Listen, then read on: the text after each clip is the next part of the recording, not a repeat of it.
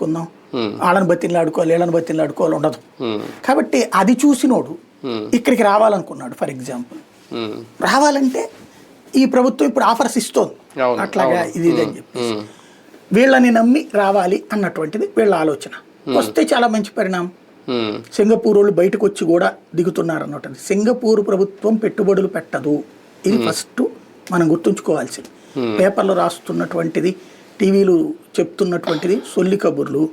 Singapore ప్రభుత్వంగా ఎక్కడా పెట్టుబడి పెడతారు, సింగపూర్లో ఉన్న కంపెనీలు పెట్టుబడులు పెట్టాలి. ఇప్పుడు వీళ్ళు ఏమంటున్నారు, రియల్ ఎస్టేట్ వ్యాపారానికి ఎక్కడికి రమ్మంటున్నారు. వాడు రియల్ ఎస్టేట్ వ్యాపారం అసలు నాకు అర్థం కాలేదు.